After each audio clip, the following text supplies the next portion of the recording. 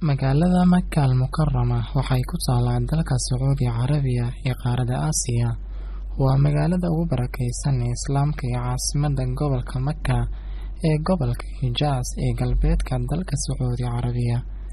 Tirakoobka lagu sameeyay dadka ku nool Makka waxa ay ahayd 1,578,722 sanadkii 2015. qiyaasta tirada dadka ku nool magaalada Makka al-Mukarrama ee sanadka 2020 waa 2.42 milyan, taasi oo ka dhigaysa magaalada saddexaad ee ugu dadka badan dalka Sacuudi Carabiya marka laga reebo magaalooyinka Riyaadh iyo Jidda. Makka guud ahaan waxaa lagu tixgeliyaa saldhigga iyo guriga Islaamka.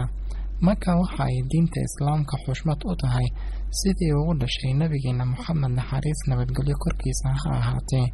Godka qaar oo Xiraa oo ku kor yaala Jabal al-Nuur buur iftiin oo magaalada ka baxsan, waana halka Quraanka Allah ugu soo dejiyay nabigeena Muxammad naxariis nabadgelyo korkiisa ha ahaatee. Booqashada Makka ee muslimiinta si ay u soo xajiyaan waa waajib saaran haddii ay awoodaan.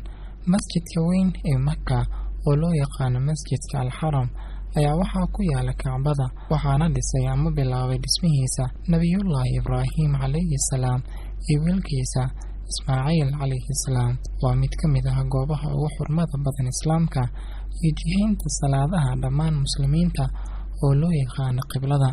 Magaalada Makka al-Mukarrama waa magaalo xadaari ah oo leh dhaqamo kala duwan, maadaama sanad waliba ay martigeliso xujay badan oo ka kala yimid wadamada ku yaalo qaaradaha adduunka. Makka waa magaalada muslimiinta. Makka waa magaalada ummadda Nabi Muxammad naxariis nabadgelyo korkiisa ha ahaatee. Waa magaalo qiimo iyo qaayo kugu fadhiso qof waliba oo muslima. Makka waa magaaladeena.